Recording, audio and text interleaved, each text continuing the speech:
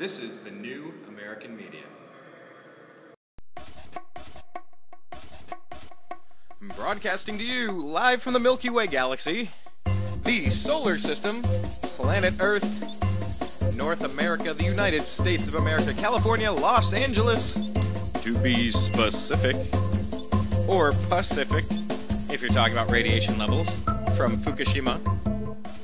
My name is Brian Engelman. Welcome to Agree to Disagree here on the TNAM Radio Network. Special thanks to my previous guest, Zach Barris, lifelong Cleveland sports fan and NBA scout. You can check out our archived shows and more for both Agree to Disagree and The Unhappy Hour over at our homepage, thenewamericanmedia.com. Check them out on youtube.com/thenewamericanmedia. Comment, share, embed, subscribe. Click that subscribe button, faux show. On Facebook, search The New American Media with spaces in between and like our page. And then on Twitter, follow us at American_media_. So now what we're going to do is we're going to bring in radio host. Yeah, that's a good way to sum him up. Regular correspondent here with Agree to Disagree. He's a radio host on Eccentric Perspective. You can hear him every Monday, Wednesday, and Thursday from noon to 1:30 p.m. Pacific on freedomizerradio.com. His name is Blake the Eccentric Walley, and he's on Twitter at Eccentric99. So why don't you go ahead and follow him, Eccentric99. And we'll bring him into the program, see what stories we missed this week.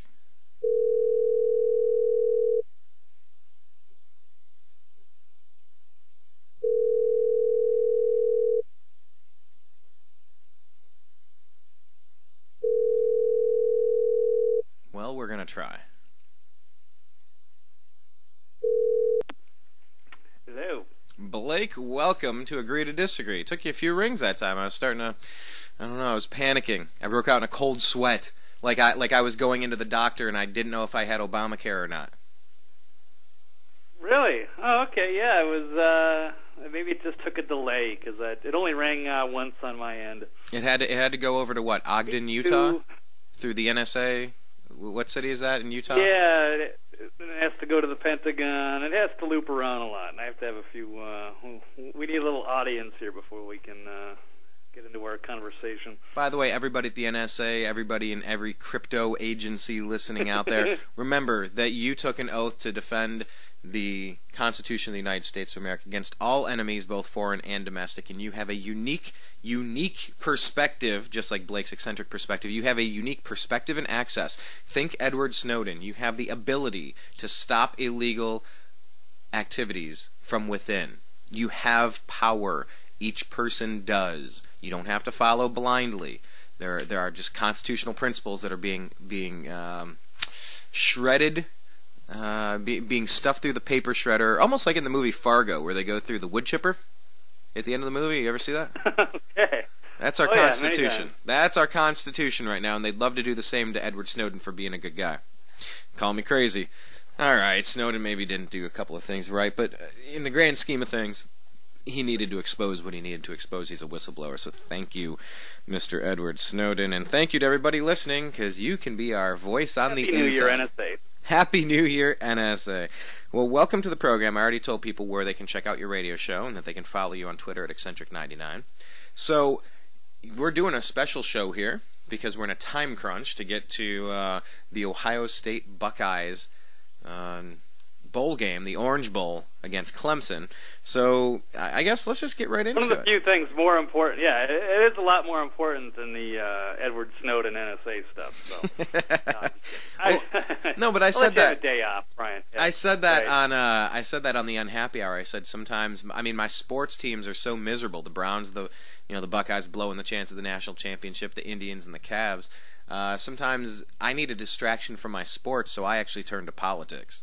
Because normally it's the opposite. I can't stand the politics. I just want to go to sports and numb my mind for a couple hours. Like, it's kind of the opposite as a Cleveland sports fan for me. But anyway, yeah. Well, we wouldn't have to be doing this if all the sports people would take a little bit more interest in things going on around the world. A little bit more exposure, a little more knowledge out there, and a little less bread and circus. Not you, Brian. I know you, I walk the line. Both, but I walk the line. I try to walk the line, straddle the fence. 6 of one, half dozen of the other. All right, enough of the analogies and metaphors. Right. At least you have some happiness with the with Ohio State. At least you got one team worth cheering for here.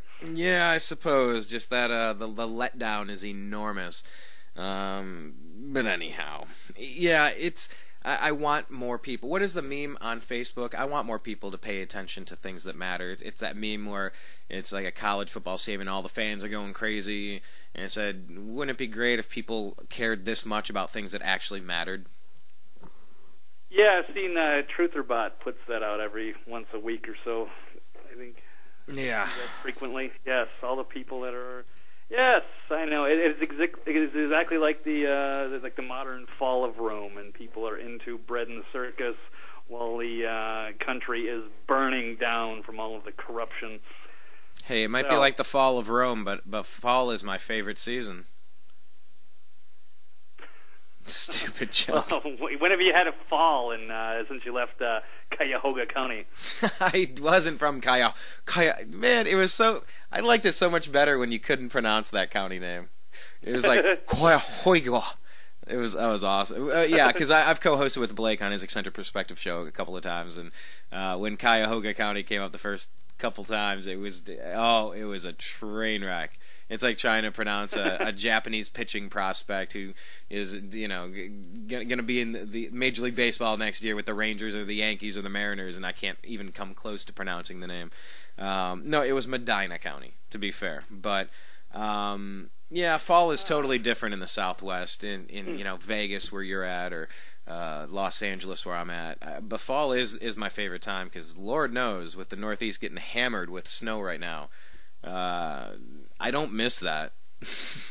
I don't miss being buried. Yeah, I'm from Minnesota, which is probably regarded as maybe the coldest place in the continental United States. Is that the coldest place? The coldest place next to the coldest place this side of Michelle Obama when Barry's flirting with a Dutch prime minister? Oh, that could be. Right. I don't know. Those pictures are hilarious. Anyway, I don't know. Where do you want to go? I mean, obviously, the weather is a big issue, but I mean, what can we say that you don't know? It's snowing like crazy in January in the Northeast. Done. Right. Moving on. There was an interesting headline from yesterday where it was colder in Winnipeg than it was on Mars. What? They said it was as cold as an uninhabitable planet. Yeah, there was a point where, the temperature reached such a low that it was even colder than, the warmest region of Mars or something like that. Okay, really? Yeah. I'm okay. I got to admit, I'm not a Weather Channel buff. I missed that one. Okay, yeah, I did. I covered it on my Eccentric Perspective. If anybody wants to grab that archive. Oh yeah, you can sign up for the podcast too. Go on iTunes and search Eccentric Perspective. No, but okay. Well, here's another weather-related one. What about the guys in the Antarctic? What's the update there? Because they were. Isn't it true they were on a global warming fact-finding mission to show that all the ice is melted, and then what happened to them? Well, you would have a hard time getting that information because there is a Newsbusters article that came out last night saying that 98% of the stories that discussed this little icebound ship, they're ignoring that it was on a global warming mission. So you could read all about it and say, oh, wow, there's people stuck on this boat in the middle of the Antarctic. But what they don't tell you, depending on where you get your news, is that, yes, they were on a global warming mission, I guess, to show that the whole polar caps were melting and that it was, warm and nice T-shirt weather. And, yes, they got stuck in the ice and in a cruel twist of irony. Isn't it instead of a cruel twist of irony, isn't that a cool twist of irony?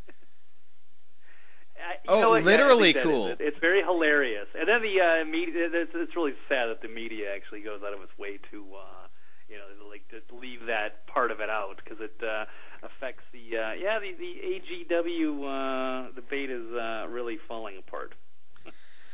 And that kind of caps it off. so to speak. Okay, well, I like that one. But have you seen this one about what is it? Department of Health and Human Services purchasing 14 million doses of potassium iodide pills. Have you caught this one?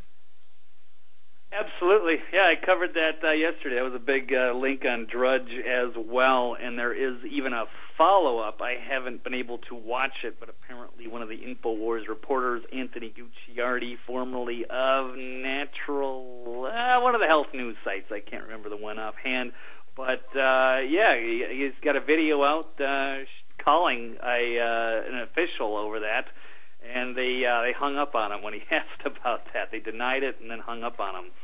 Let me see if I can pull that one up. I know I've got a bunch of open windows here. Government official hangs up when asked about the iodide purchase. So, yeah, the Department of Health and Human Services say there's no hidden agenda behind their 14 million dosage that they're buy. So an official with the Department of Health and Human Services hung up when asked if the federal government's purchase of 14 million doses of potassium iodide was linked to Fukushima. So, yeah, there is... yes, that's quite a story and a heck of a follow-up. It's about a 9.5-minute video, so I haven't had time to watch it, but I will probably tweet this out sometime tonight. Yeah, it's next hour or so. It says a little later in this article, we put it up on our Facebook page, I think yesterday, it says the explanation that the pills were being bought in bulk to save taxpayer money was also given as a reason for the Department of Homeland Security's stockpiling of ammunition, despite the fact that the hollow point bullets being purchased were more expensive than ordinary full metal jackets used for training purposes. Yeah. Okay. Yeah, government stockpiles lots of stuff, and if you call it out or just ask a simple question like, hey, what are you buying all that ammunition for? What are you buying all this iodine for? Oh, yeah, whatever, conspiracy theorist, click. Yeah, whatever. Last month it was Yeah. revealed that 71 U.S. sailors who helped during the initial Fukushima relief efforts are suing the Tokyo Electric Power Company, or TEPCO, Tokyo Electric Power Company, TEPCO, after they returned with thyroid cancer, leukemia, and brain tumors as a result of being exposed to radiation at 300 times the safe level. And with the Japanese government and TEPCO having repeatedly been caught lying about the true radiation levels both in the toxic water spilling into the Pacific Ocean and around the planet itself, mass wildlife die-offs are already being recorded as radioactive debris is hitting the West Coast. But, you know... Hold on, but if there were 71 U.S. sailors who are going to help in the relief efforts, why aren't they wearing protective gear? I mean, why wouldn't they? Why would you go without protective gear? It's not like you went into an earthquake to help and you didn't realize that a reactor was melting down. That was the story from minute one. Okay, a reactor is I don't know. I wonder about that story. No, it's a really it's a heartbreaking, awful story. Yeah, some of our first responders sent out to the area said it was safe, and yeah, a humanitarian mission, and yeah, now most of them, I don't know, could be winding up dead. They have some severe problems. You can just imagine. Yeah, and they were the bigger problem. Well, it's hard to say how. The main reason they got it, so it's hard to say. On these big boats, they have you know, the modern technology where they can draw water out of the ocean, the desalination systems. They take the salt out of the water, right. Therefore they can drink it, they bathe in it, and that's what happened. But it does not filter out the radiation, obviously. So yes, these people were ingesting and bathing in radioactive water. Now, if that had not happened, you know, it's hard to say with the equipment, but I mean, obviously that's how, you know, sensitive that water is and that situation was, and there should have been more precautions for that. So, yeah, it's a big deal. Japan better fess up about this Fukushima thing. It could be one of the biggest disasters. We're talking about the global warming thing, which is the science is really falling apart about that. And if the environmentalists out there really, you know, care about the environment, as they claim that the bigger issue that we have to face worldwide here is where we should get our finest scientific minds out is to try to fix this Fukushima crisis, because you're talking about this stockpiling of iodine. If there is another earthquake in that region of Fukushima, that could literally be the end of Japan, and then we'd have to evacuate the west coast of the United States. That's how dire this situation is. So, yeah, it's time to start asking those questions, start cleaning this stuff up, start working together, stop covering this up, and start fixing this problem before it, we're talking about a planet-destroying type of scenario. Well, I don't know how far-fetched, I don't know how bad it would be like in the southern hemisphere. I can't say that much, but this is way beyond Chernobyl, and the media has been very silent about this. Yeah, it has been pretty disgusting, and this kind of comes on the heels. This reminds me, wasn't there a story we did, something we covered about Lindsey Graham and a false flag nuclear attack in South Carolina or something? Do you remember that one, Blake? Correct. There were missing weapons weapons taken from Dyess Air Force Base in Texas and allegedly on their way to South Carolina. And Lindsey Graham happened to be doing a speech that day talking about how terrorists could set off a nuke in Charlotte Harbor, which could, obviously be very devastating and push us into a war, perhaps, because I don't know if they would blame it on Syrian rebels or what have you. And it's still kind of unclear as to whether these, weapons have been found, or they're definitely missing. And there's a lot of problems going on with the power structure in the military. Nuclear commanders have been relieved of duty, moved around. There's a purge going on inside of the military with our generals and such. So, pretty alarming developments. And aren't they? Have you caught wind that Japan is now hiring homeless people to go in and try to deal with the radiation problems? Yes, I have heard this. I don't remember if I read an article specifically about it. They had a lot of older people and former people that were a part of that plant that have died already, trying to fix the problem. And apparently, they're doing something with the homeless. I guess they're, expendable in their eyes, I guess.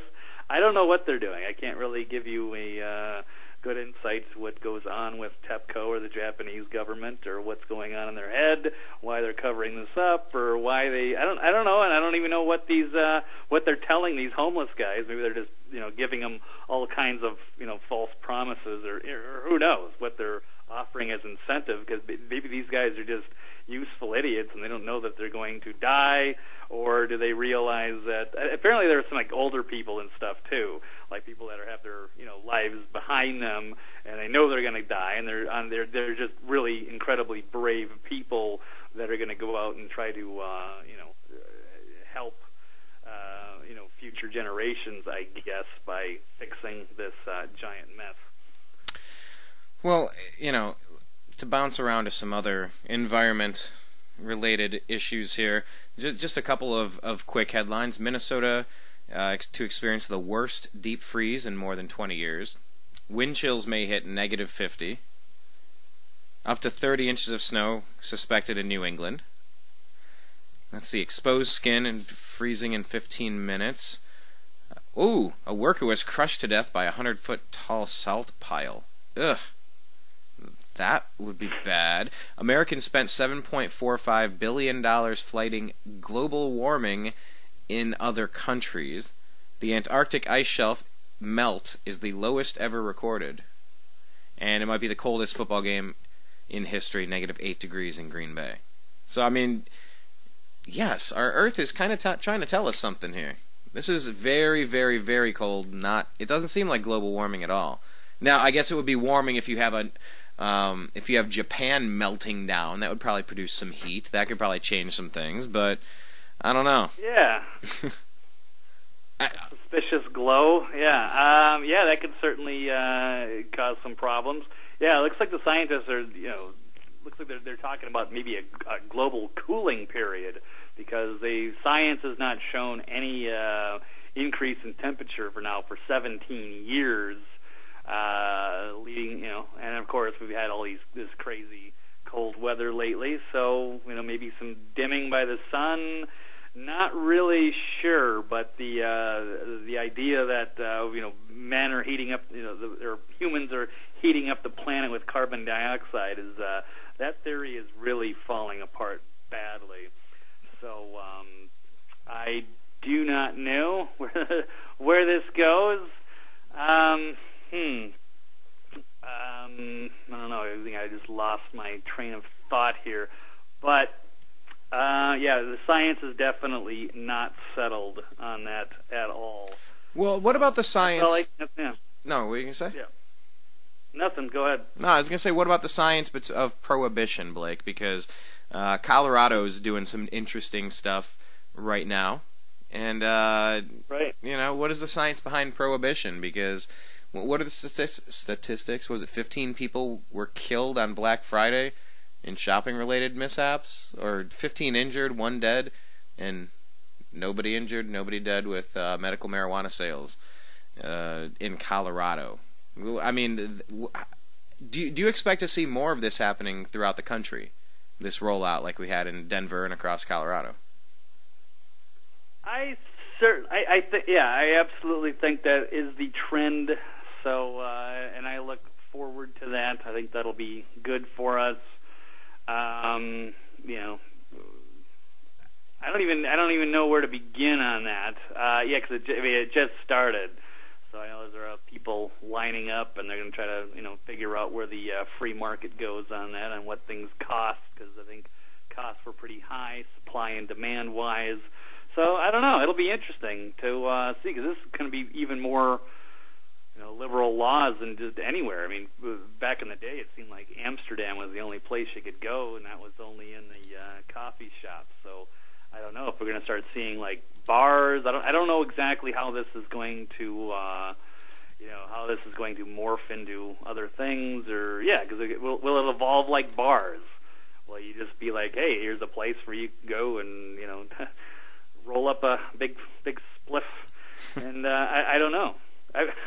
It'll be interesting, but it could affect tourism. It could be new revenue. So we'll just have to wait and see.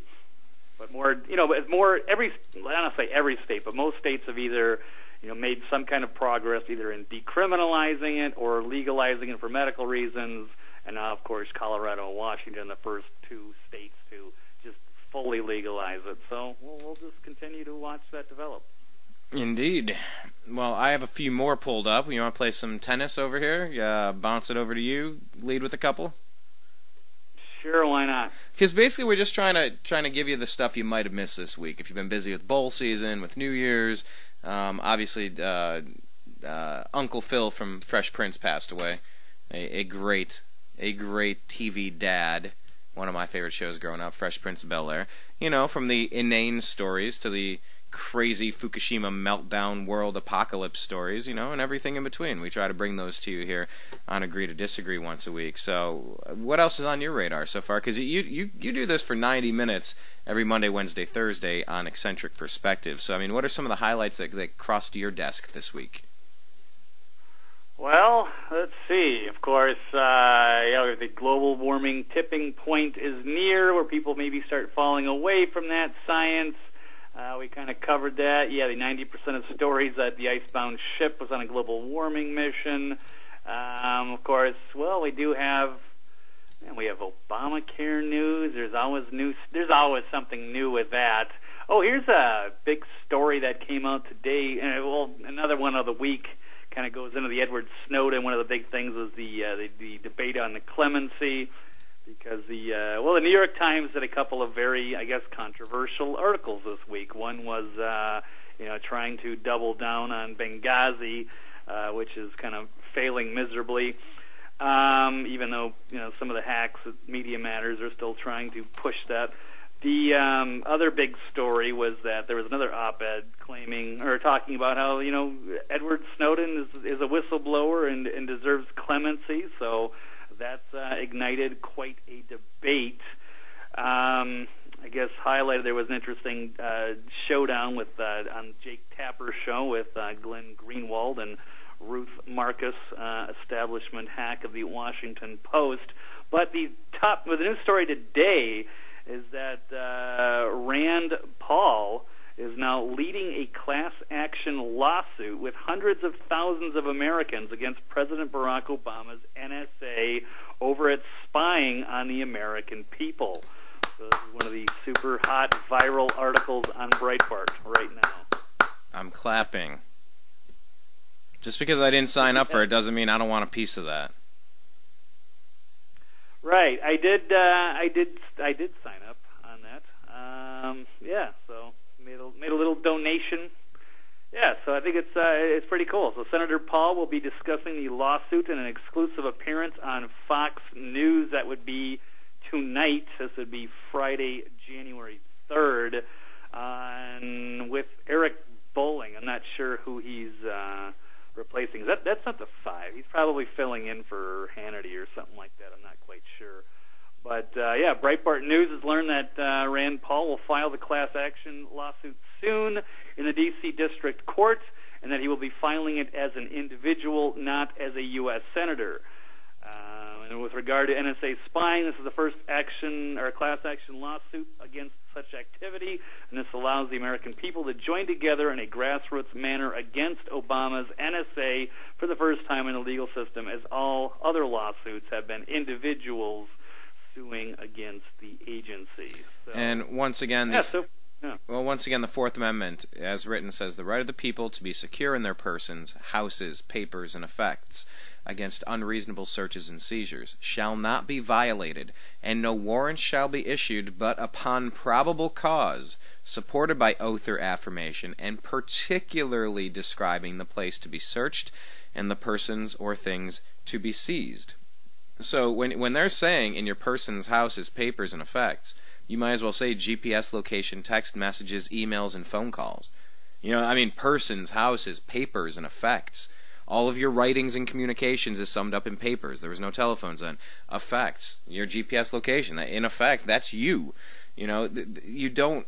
the Fourth Amendment is not negotiable. It's not debatable.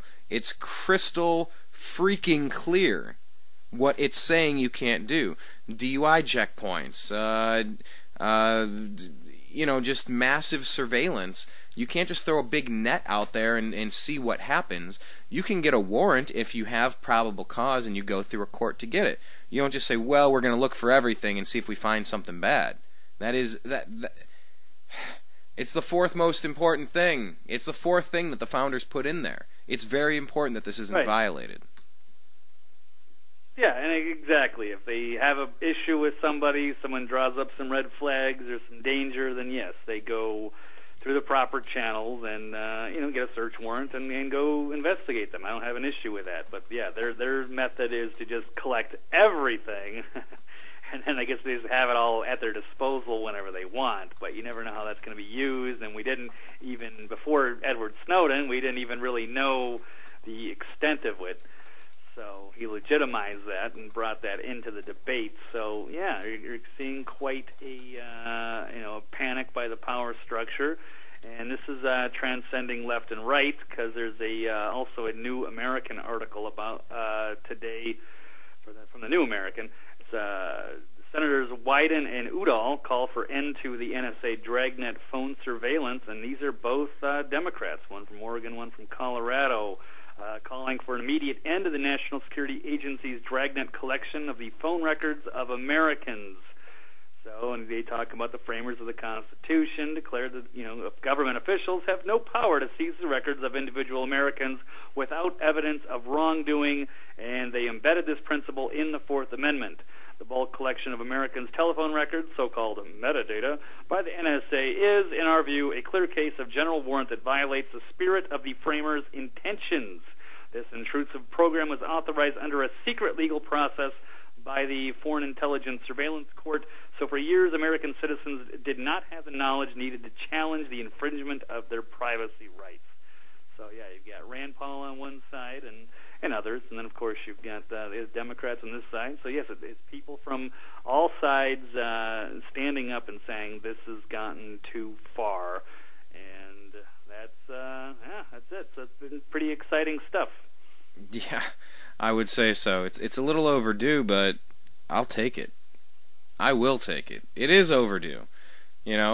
People are concerned about a lot of stuff right now. There's a lot of stories about, obviously you're going to have financial stories, but I'm finding a lot of weird A lot of weird stories. 36 U.S. cities and 20 states are abandoning the dollar. Recently famed billionaire Warren Buffett warned that we should, quote, fear paper money. And with the U.S. dollar losing 38.5% of its purchasing power since 2002, Buffett's concerns are unfortunately justified. I mean, you got stuff like that. You have the fact that billionaires are dumping stocks. Where was this one? One was from Money Morning, MoneyMorning.com, and this one is from MoneyNews.com. Despite the 6.5% stock market rally over the last 3 months, a handful of billionaires are quietly dumping their American stocks, and fast. Warren Buffett, who has been a cheerleader for U.S. stocks for quite some time, is dumping shares at an alarming rate. He recently complained of disappointing performance in dyed-in-the-wool American companies like Johnson & Johnson, Procter & Gamble, and Kraft Foods. So, Berkshire Hathaway is drastically reducing its exposure to stocks that depend on consumer purchasing habits. You think he has a heads up that something's on its way, Blake? Yeah, I think a lot of people are thinking that this stock market is a giant bubble, and that at some point they're going to have to jack the interest rates, and that could be that could lead to a collapse. So there's a lot of that seems to be the narrative going around, and you're seeing even people like Warren Buffett dumping their stocks right now. That's not a good sign. And of course, the stock market has really been propped up by a lot of funny money being pumped into it by the Federal Reserve, kind of keeping it on life support. So who knows? We have a lot of people. Yeah. Good. Oh yeah, people like to point at the stock market as like, the economy is doing well, and that doesn't really reflect at all the reality of the economy whatsoever. Just because the Dow keeps going up and has had a bunch of records. I don't really know how many people are, invested in the stock market. The regular working class, middle class person that are, doing fine in the stock market. So it's a giant casino, and it's, it's the writing's on the wall. I don't know if it's, how long they can keep up the house of cards, but at some point it's going to collapse. A lot of people, bubble, whether it's that or bond market, there's still, supposedly like a quadrillion and a half of derivatives that are still out there. So, a lot of issues, and they're not going to be able to fix the problem. So, financial collapses might be inevitable at some point, and hopefully we can, it's just a matter of when, I guess, and hopefully we can find a solution for that so people don't have to needlessly suffer at the hands of a bunch of white-collar criminals. So maybe a little gold, a little silver, a little beans and bullets and Band-Aids, and the kind of the thing I've been preaching for 2.5 years here at the New American Media.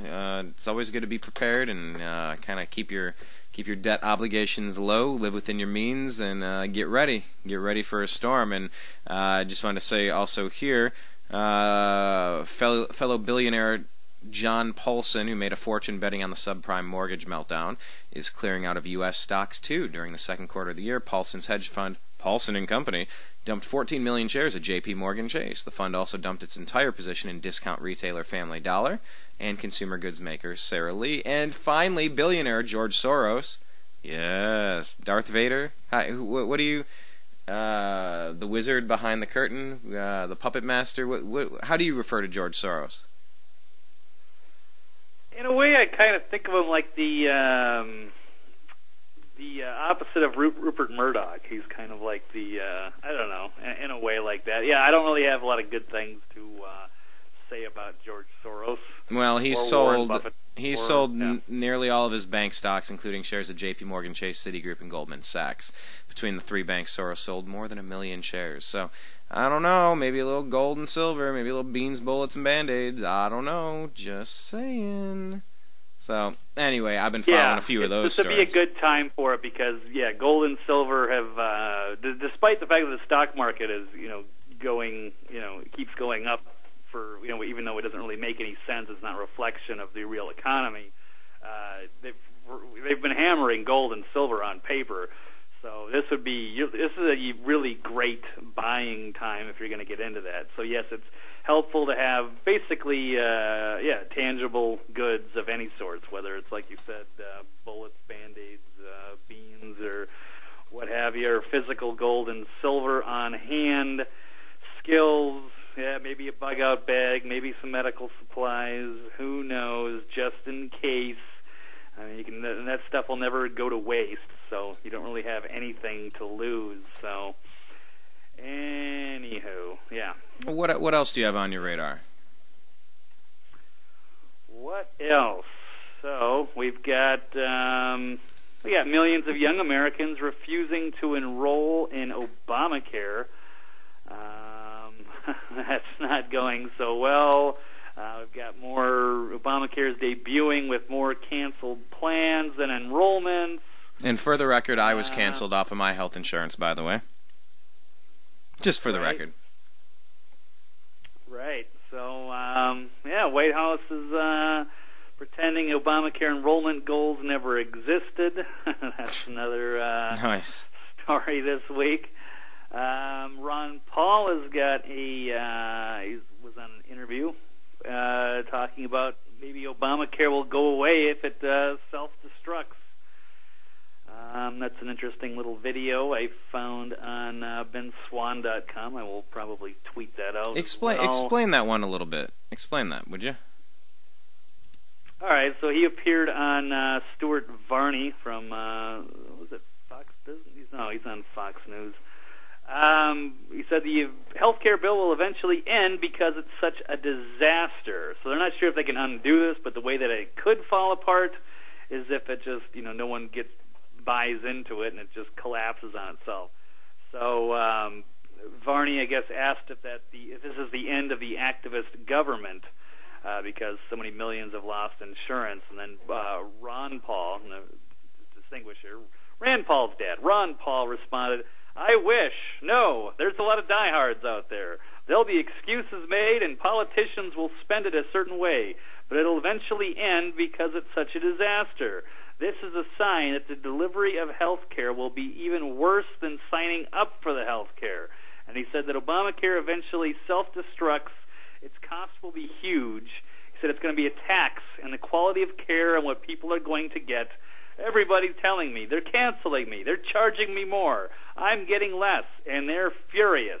It's going to be the biggest political issue in this year's campaign. And he concluded with, the only way it's going to disappear quickly is if it is totally self-destructs, which is conceivable. One day it's going to be so bad, people are just going to opt out on their own. So, and even today, an article out of the Mail Online, people, there's a lot of confusion because people don't know if they're actually covered or not. They're going to the hospitals, and there's so much confusion. Frustrated patients are walking out of hospitals without treatments. There's, lots of... So they're walking out without treatment, huh? Yeah, because the patients were told they would have to pay their bills in full if they couldn't prove they had insurance. So they're not really sure. Or they get So how do poor people get treatment and coverage when they walk in and ring up these bills that they can't pay? How does this all work?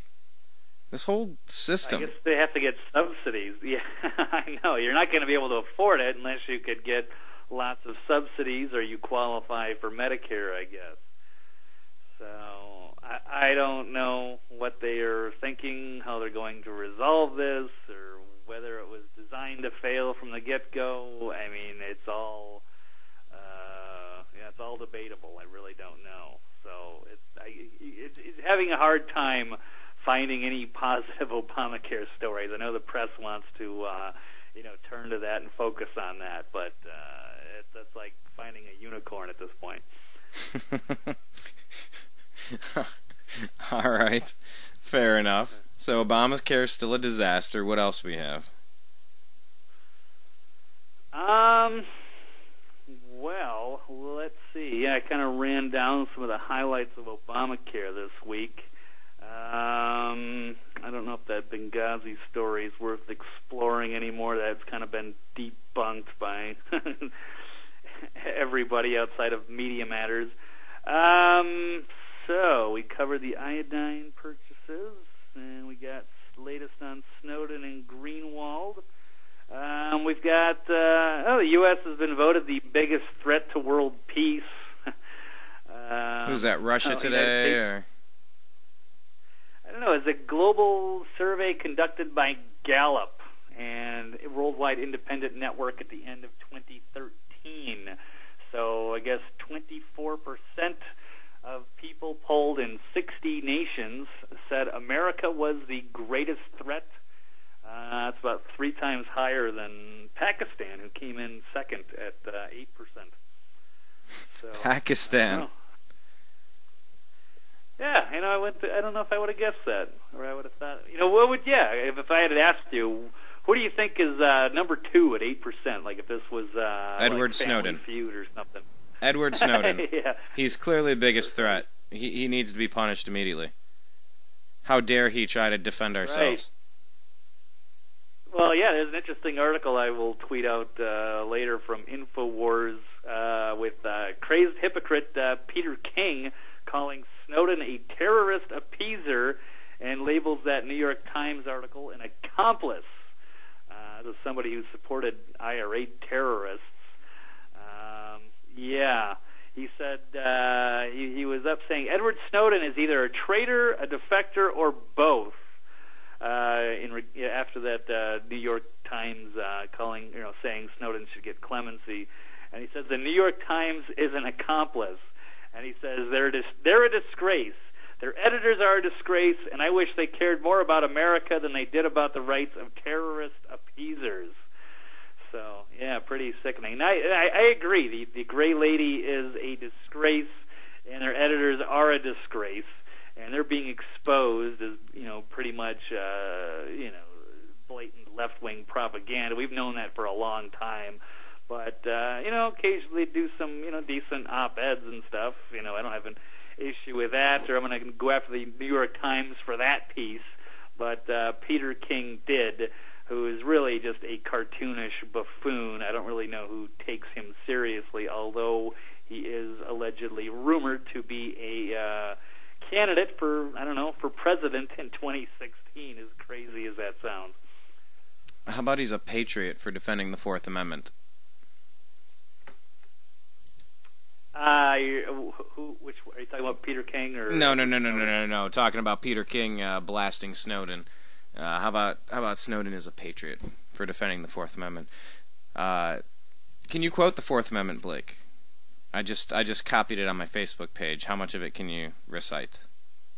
Sorry to put you on blast like this. Funny, I know. I actually have my little pocket constitution right here, Brian. It says, the right of the people to be secure in their persons, houses, papers, and effects against unreasonable searches and seizures shall not be violated, and no warrants shall issue but upon probable cause, supported by oath or affirmation, and particularly describing the place to be searched and the persons or things to be seized. Yeah, seems pretty clear cut there. You could, yeah. So I don't really know how they're trying to reinterpret this. I believe that that when Judge Pauley, who contradicted the Judge Leon, saying that this was unconstitutional and Orwellian even. I think Pauley came out. I think he was very careful to say that it wasn't necessarily. He didn't use the Constitution. He just said it's basically referred to the Al Qaeda threat, and things have changed basically, but didn't specifically say that it was constitutional or not. Yeah. Well, I call him a patriot and a whistleblower because people are disobeying this basic tenet of things, negative liberties, things that the government cannot do to you. So anyway, it's just a common theme. It's a recurring theme in my life right now. It's just that this is the biggest story and it hasn't gone away. So I don't know, I'm just saying. Right. No, it's just the beginning, because that ruling will probably go to the Supreme Court, and then now you've got the new breaking story just today, in fact, with Rand Paul filing a class action lawsuit. Democratic senators also calling for an end to these programs. So yeah, you're seeing quite the. You're really seeing a lot of interesting things, and especially with the media, you're really seeing who's legit and who's not, who's part of the establishment, who are the paid hacks, who are the real people. A lot of people just want to have this debate and discuss it, and then you've got people like Peter King who just cry about terrorist appeasers and stuff like that. So I don't know, but this is going beyond the left and right spectrum and getting everybody talking about this, which is what Edward Snowden basically wanted to begin with. So yeah, cool, very, very interesting. A lot of things have changed, because I remember, as the thing about last year, we didn't even know who Edward Snowden was a year ago today. I don't believe. So, right. Yeah, look how much he's changed the discussion. So, what news outlets have been rising to the occasion and which have been floundering, in your opinion? Well, I mean, a lot of the mainstream as a whole is going down, but I mean, the biggest two biggest news organizations that are collapsing right now are CNN and MSNBC, who've lost over half their viewers in just over a year.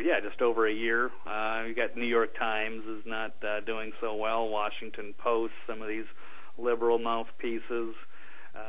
But then on the other hand, you're seeing alternative media explode, or some of the other, maybe even quasi right wing type of stuff. Breitbart, that they seem to be doing really well. Daily Caller. Of course, InfoWars, alternative media. So, yeah, interesting developments as people turn away from the mainstream. They're sick of the same old stuff. So we'll continue to see how that develops. Well, that's about all I got for today. Do you have anything else you wanted to share with the class? You know what? I don't think I have anything too major. Just because I guess it was maybe a little bit of a shorter week because of New Year's. Right. There's a couple of days that took some of the news cycle. Wasn't going on much. So no, I think we got a pretty good summary of what people may have missed over the last week. Well, I just the report of a doctor's office spending 2 hours on hold with an insurer for surgery authorization before giving up, and frustrated patients walking out of hospitals without treatment. Yeah, that's pretty troublesome. And the government is borrowing $1,088 per household. I just... okay. Anyway. So I don't even know what else to get into. Just real quick, did you have a good New Year's? Was it chill? Did they have you slinging drinks, or what'd you get into? Anything fun? I was slinging drinks. I was working. It was actually a very disappointing New Year's, I guess, because it fell on a Tuesday, so it wasn't quite the what I've been accustomed to on the Vegas Strip, which is really quite the ordeal. Usually, if it's like a Friday or Saturday, I mean, it's just crazy, insane. But a little bit more low-key this year, probably a little bit more... it seemed like there was a lot more of a foreign crowd. So I don't know if that's an indication of the economy, or if that's just because it fell on a Tuesday or what have you. But, yeah, a little bit different than your normal. How was your New Year's, Brian? Oh, it was pretty solid. Ended up going to the Rose Bowl. Hung out with some loved ones, and ended up going to the Rose Bowl, checking out the Rose Parade, cool. Rather. So I didn't go to the game. I would have been there if it was the Ohio State Buckeyes. But it was a good game. It was the only game I watched, I think. Yeah. Well, let's hope the Orange Bowl is good today with the Buckeyes trouncing everybody, and that's pretty much why I need to get bouncing right now, is because I got to make it up somewhere to watch this game by 5:30, and the clock is ticking, my friend. So, I hear you. that's about all I got for today. So I guess I'm going to sign out, and thank you for joining us. Once again, Blake does his radio show, Eccentric Perspective, every Monday, Wednesday, Thursday from noon to 1:30 p.m. Pacific on freedomizerradio.com. His homepage is eccentricperspective.com. You can sign up for his podcast by searching Eccentric Perspective on iTunes, and you can follow him on Twitter at eccentric99. So Blake, thank you, sir. Happy New Year. Happy 2014. I'm sure we're going to be hanging out very soon. And, yeah. Right. Until then, I appreciate you joining us on Agree to Disagree as always. Hey, yeah, thank you, Brian. Pleasure as always. Good luck to your Ohio State Buckeyes. Because I do need to actually, in an odd way, I do have to root for the Big Ten because I am a Gopher fan. Now, the Gophers aren't usually good.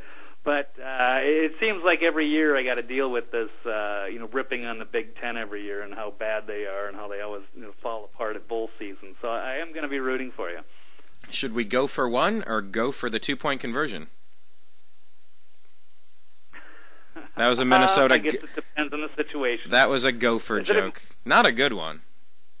Really? I don't even know that one. I'm not that much of a Gopher fan. I'm totally fair weather. It was, when they have a good team. Blake, you missed it. It was Gopher 1 or Gopher 2. Oh, Gopher. I got right good one, Brian. It was right over my head, dude. I like it. Well, here's to 2014. Not missing any more of my horrible jokes. Actually, not missing them at all, because maybe I'll stop telling them. Brian. Anyway, all right, buddy. Have a great. Bad because I missed it.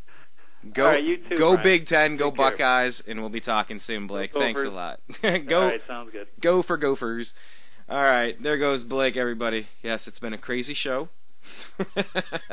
We're on a time crunch trying to get to this, trying to enjoy this Ohio State football game.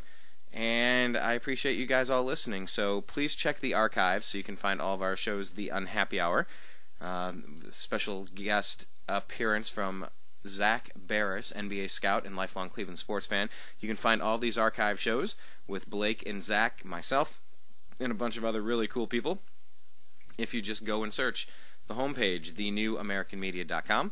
Go on Facebook and search The New American Media with spaces in between. You can also go to Twitter and follow us at American_media_. And you can also find us on YouTube, youtube.com/The New American Media, and click subscribe. So for everybody here at the TNAM Radio Network, I appreciate you all listening. I am Brian Engelman signing off. Be safe. Peace. You are listening to The New American Media.